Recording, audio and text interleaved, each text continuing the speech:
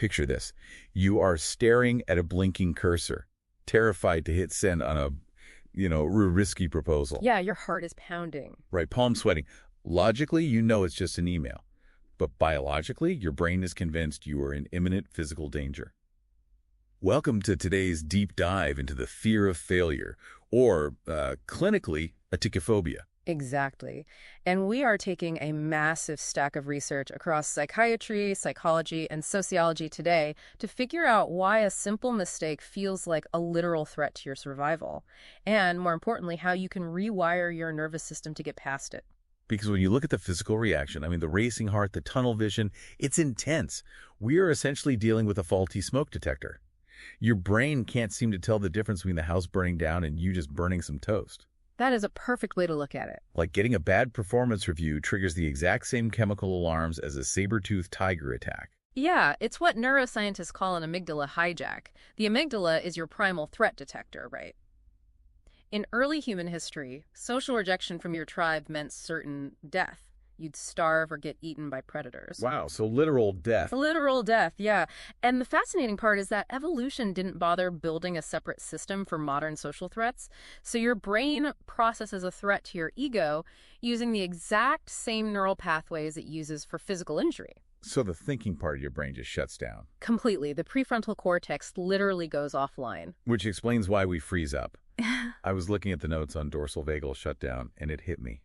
When we get paralyzed by perfectionism, we aren't just being lazy. Not at all. If the brain thinks a failed project equals death, of course it's going to hit the brakes. Exactly. Your nervous system is intentionally blowing a fuse to conserve energy and keep you away from the perceived danger. What you harshly judge in yourself as, like chronic procrastination, is actually a biological survival mechanism.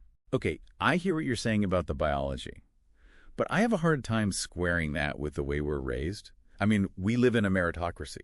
Right. We are constantly told that if we just work hard and play by the rules, we will be rewarded. Shouldn't that system make us feel secure knowing we have control rather than terrified? You would think so, but it actually pours gasoline on that biological fire. The sociologist Michael Sandel argues that a pure meritocracy has a deeply toxic underbelly. And just to jump in real quick for you listening, we aren't taking any political sides on the concept of meritocracy here. We're just impartially sharing Sandel's sociological argument from the source text. Oh, absolutely. Just presenting the ideas. So Sandel's point is that if we believe the system is perfectly fair and success is entirely based on your own hard work and talent, then failure becomes a cosmic verdict on your moral worth. Because you can't blame bad luck anymore. Precisely. If you fail, the system is basically telling you that you are fundamentally unworthy. Right, and this ties directly back to Martin Covington's psychological research in our notes. It's this dangerous loop where we convince ourselves that our performance dictates our ability, which ultimately dictates our human worth. Performance equals ability equals worth. Exactly. Once you lock into that mindset, a failed project isn't just a bad day at work. It is a total collapse of your identity. It triggers deep systemic shame. So we're caught in this vice grip. We have millions of years of evolution telling us rejection is lethal, and a modern societal structure telling us failure means we are worthless. It is a lot to carry around. Since we can't change our biology or overhaul society by tomorrow morning, what does this all mean? It sounds like we need to proactively build a psychological immune system against failure. We do. And clinically, cognitive behavioral therapy is incredibly effective here, specifically through what they call behavioral experiments. You have to safely and deliberately prove to your amygdala that the world won't end. So like being a scientist with your own life, you might intentionally send an email with a typo just to see what happens. Right. When you send that email, your brain is bracing for a catastrophic social blow.